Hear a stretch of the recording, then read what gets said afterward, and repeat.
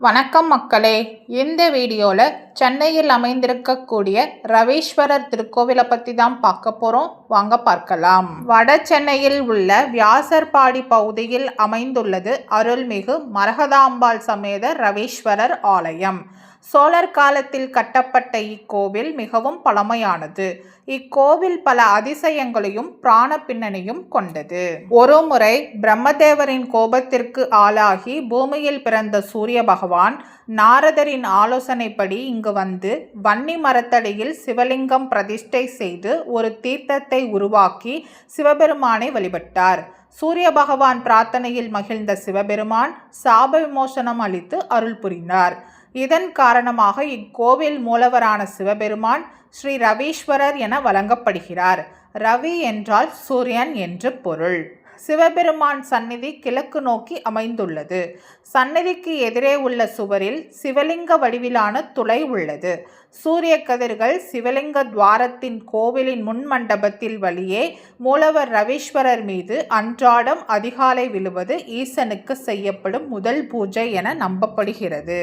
ஆரம்ப காலத்தில் இக்கோவிலில் சிவன் சன்னதி மட்டுமே இருந்ததாகவும் பின்னர் இப்பகுதியின் அரசன் குழந்தை இல்லாததால் தனக்கு குழந்தை பாக்கியம் தருமாறு இறைவனிடம் வேண்டியதாகவும் இதனால் சிவபெருமான் பார்வதி தேவியை அரசனின் மகளாக பிறக்கும்படி அறிவுறுத்தினார். பிறகு பார்வதி தேவி அரசருக்கு மகளாக பிறந்தார். அவளுக்கு மரகதாம்பிகை என்று பெயரிட்டு அவளை வளர்த்தார் அரசர்.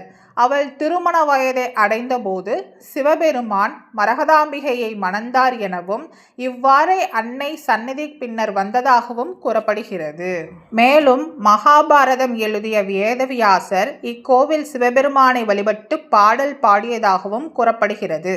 தமிழ்நாட்டிலேயே வேதவியாசருக்கு இக்கோவிலில் மட்டுமே தனிச்சன்னதி உள்ளது. இதன் காரணமாகவே இப்பகுதிக்கு வியாசர்பாடி என பெயர் வந்ததாக கூறப்படுகிறது.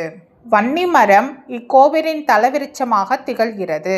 கோவிலுக்கு எதிரே சூரிய பகவானால் உருவாக்கப்பட்ட சூரிய புஷ்கரணி என்ற தீர்த்த குளமும் அமைந்துள்ளது. இந்த கோவிலில் சுந்தர விநாயகர், வள்ளி மற்றும் தெய்வானை சமேத சுப்பிரமணியர், நடராஜர், பைரவர், ஐயப்பன், ஸ்ரீ ஆஞ்சநேயர் மற்றும் நாயன்மார்கள் சன்னதியும் அமைந்துள்ளன. மூலவர் சந்நிதிக்கு எதிரே சூரிய பகவான் மற்றும் சந்திர பகவானின் விக்கிரகங்கள் உள்ளன. சிவன் சந்நிதிக்கு மேலே உள்ள இந்திர விமானம் கூடு வடிவில் கட்டப்பட்டுள்ளது.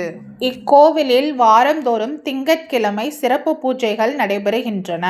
பௌர்ணமி, கிருத்திகை, பிரதோஷ நாட்கள் சிறப்பு பூஜைகள் செய்யப்படுகின்றன. மகா சிவராத்திரி, பங்குனி உத்திர திருநாள் மற்றும் அன்னை மரகதாம்பாளுக்காக நிகழும் நவராத்திரி, தசரா இங்கு முக்கிய திருவிழாக்களாக கொண்டாடப்படுகிறது.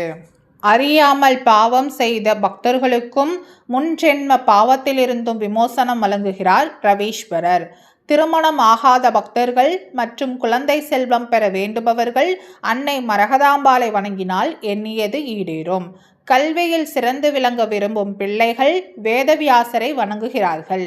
சர்ப்ப கிரக தோஷத்தால் பாதிக்கப்பட்டோர் இங்குள்ள மரத்தடியில் உள்ள நாகருக்கு பூஜை செய்து வழிபடுகிறார்கள். வேண்டியதை வேண்டியபடி அருளும் வியாசர்பாடி ரவீஸ்வரரை வாய்ப்பிருப்பவர்கள் ஒருமுறை ஞாயிற்றுக்கிழமையில் சென்று தரிசனம் செய்து பலன் பெற்று வாருங்கள்.